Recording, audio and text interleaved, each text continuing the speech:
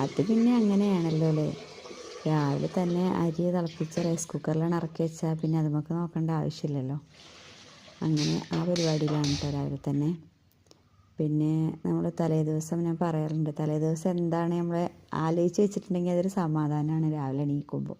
അപ്പം ഇന്ന് ഗ്രീൻ പീസും രാവിലെ തന്നെ അരച്ചിട്ടുള്ള പച്ചരി വെള്ളത്തിലിട്ടിട്ട് വൈകുന്നേരം വെള്ളത്തിലിട്ടിട്ട് രാവിലെ തന്നെ അരച്ചിട്ട് അങ്ങനെ അപ്പളക്കപ്പഴേ ചുടുമല്ലോ, അങ്ങനെയുള്ള അപ്പമാണ് കിട്ടുന്നത്. അപ്പോൾ ഗ്രീൻ പീസ് വെറുതെ മഞ്ഞൾപ്പൊടിയും ഉപ്പും മാത്രം ഇട്ടിട്ട് പച്ചമുളക് ഇട്ട് വേവിച്ചിട്ട് കടുവട്ടിക്കാണ് ചെയ്യൽ. അപ്പോൾ അത് അതിൻ്റെ പണിയിലാണ് കേട്ടോ. അപ്പോൾ പച്ചക്കറിയൊക്കെ മുറിക്കിയപ്പോൾ പച്ചമുളക് എടുക്കാൻ വന്നിട്ടുണ്ടായിരുന്നു.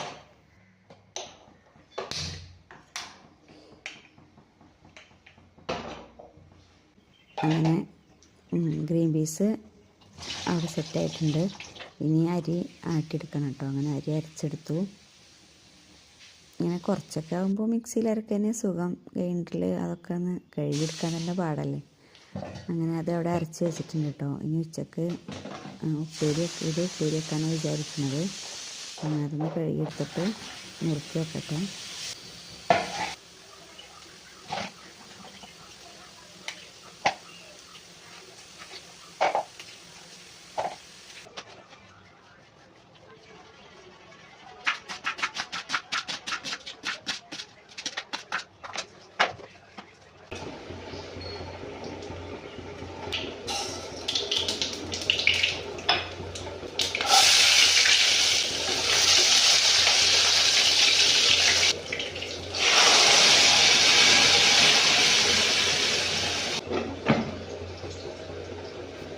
അങ്ങനെ ഉപ്പേരിയായി, കറി കടുക് ഉള്ളിട്ട് മൂപ്പിച്ചിട്ടാണ് കേട്ടോ കടുക് പൊട്ടിച്ചത്.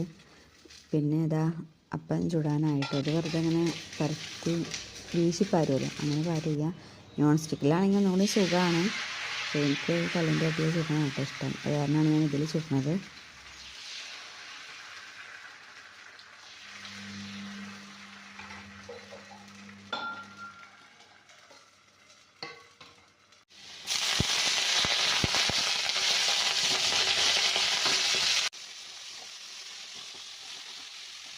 അങ്ങനെ ഉപ്പേരി തൂമിക്കലും കഴിഞ്ഞു. ഇനി ഒരു ചമ്മന്തി അരച്ച് വെക്കാൻ വിചാരിച്ചിട്ടാണ് കേട്ടോ.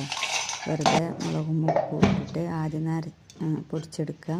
പിന്നെ അതിലേക്ക് ചെറിയ ഉള്ളി ഇട്ടിട്ട് അതുകൂടി അരച്ചിട്ട് എണ്ണ വാർന്ന് മാറ്റി വെക്കുക കേട്ടോ. അത്ര തന്നെ ഉള്ളൂ. നല്ല ടേസ്റ്റാണ്. 3 സംഭവമുള്ളൂ പറഞ്ഞിട്ട് കാര്യമില്ല, അടിപൊളി ആണ്. അപ്പോൾ അങ്ങനെ ഉച്ചക്കുള്ള പരിപാടികളൊക്കെ ഒരുവിധം കഴിഞ്ഞു. ഇപ്പം ഞാൻ ചായ കുടിക്കട്ടെ കേട്ടോ. അപ്പോൾ അത്രയേ ഉള്ളൂ. Okay, by.